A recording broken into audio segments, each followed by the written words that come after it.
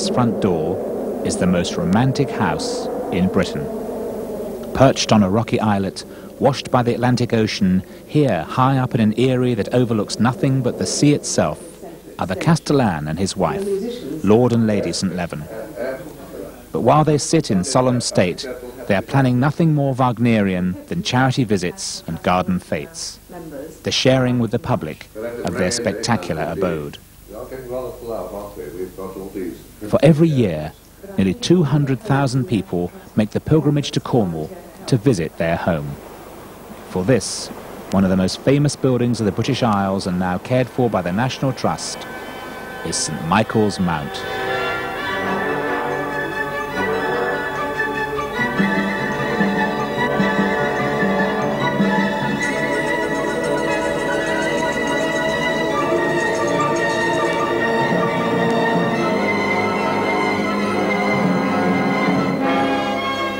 St Michael's Mount is fully an island, its ancient harbour being no cosmetic set piece, but the practical anchorage for the Mount's own fleet of boats and ferries.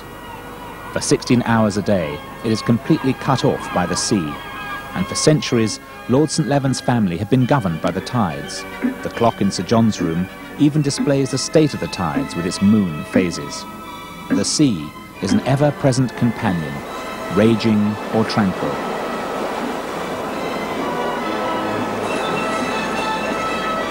And always there are the visitors, the pilgrims, the family, have come and gone in little boats to set foot on pure Cornish granite, just as Queen Victoria did when she visited in 1846. Lord St Levan himself uses this beast from World War II and has even made an updated version. And for cowards, there's the causeway, exposed for 8 hours in every 24. But whichever way they have come, the visitors have all been drawn by the famous silhouette and its story, which, appropriately enough, is born in legend. A legend of fishermen in Mounts Bay, who in the year 495 are said to have seen the vision of St Michael himself standing on rocks near where the pillar stone is now. Cornwall, so full of legends that still entertain young and old. Hello, children. Gather around. I'm Uncle Jack. Now, many, many years ago, we had a giant here. He was called Camoran. And he terrorized the people. He stole their sheep. He stole their cows. So they got a young fella called Jack the Giant Killer. A legend of the Mount's Well, of young Jack, who dared stand up to the ghastly giant Camoran, and who rode out to the Mount while the giant was asleep, dug a pit and waited for the giant to come. As the giant strode up, Jack stood in front of the sun and blew a horn. Blinded a moment, the giant fell into the pit and was drowned. Legends to explain the strange rocks and natural formations of the Mount. They even include one that identifies the wicked giant's pickled heart, now a stone. But the real fascination of the Mount is not in fable, but in its long history as monastery, fortress, and finally as a home. In the Middle Ages, pilgrims made their way up these steps to visit the monastic shrine of St Michael, for the Mount was then a daughter house to the famous Mont Saint-Michel in Normandy. In the Abbey Church, monks sung praises from matins to vespers.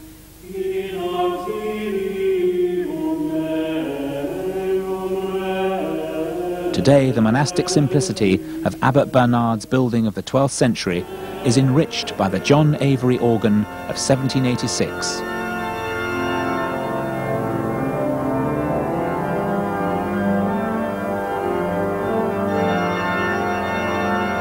And also by a fine Flemish chandelier of the 15th century.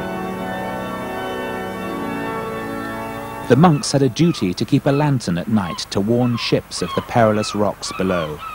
And where this was atop the tower was where the beacon that first warned Britain of the approach of the Spanish Armada in 1588 was lit. For this brings us to the next phase of the Mount's history, as a fortress.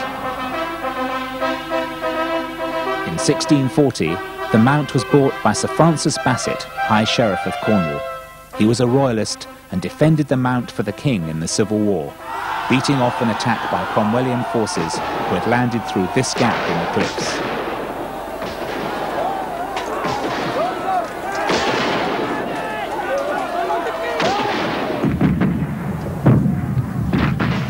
But by April 1646, the mount was surrendered, and by the next year, Colonel John St Aubin, a parliamentarian, was appointed captain of the mount. His family have lived here ever since, and in over 300 years has become their home, which is as we see the mount now. Let us now look at some of the rooms through which the visitor can wander when enjoying the Walkman tour of the mount. Earliest is the Garrison Room, home for the medieval troops that guarded the mount.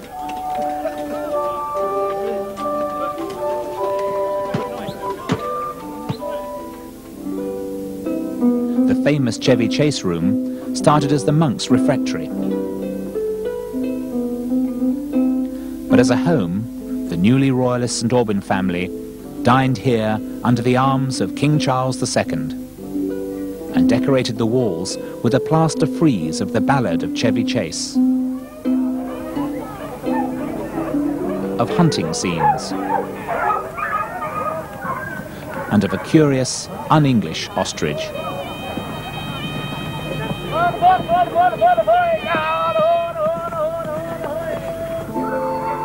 The stained glass panels, recently restored of the studios of Canterbury Cathedral, are glories of late medieval continental painting.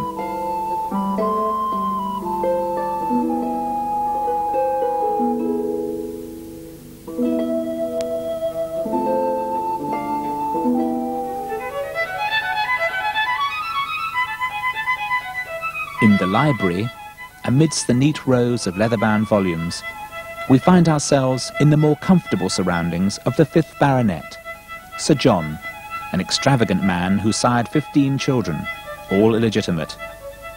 But he was a popular man and a dilettante, who had an unfortunate taste for gambling that nearly ruined the estate. On display in another room are some of the tokens he spent from a gambling club in London. And remember, 100 guineas then is worth £10,000 today. Sir John's grandfather, the 3rd Baronet, had decided to convert the ruined Lady Chapel into what are now the Blue Drawing Rooms.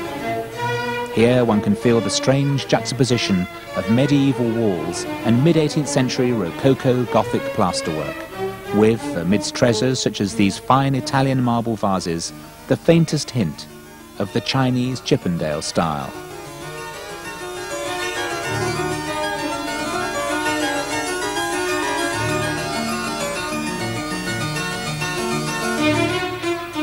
But it was in Victorian times that the mount reasserted its bold, embattlemented silhouette, extended and restored under the architect Piers St Aubin between 1873 and 1878 for the first Lord St Levan, who also imported soil and planted the mount's beautiful but wind-blown gardens.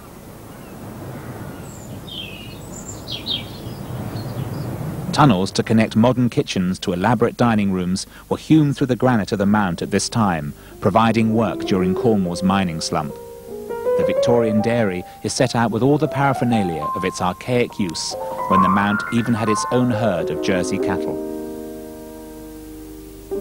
The last great days of the mount were between the two wars, when a butler whiled away the long winter evenings, fashioning the mount in champagne corks.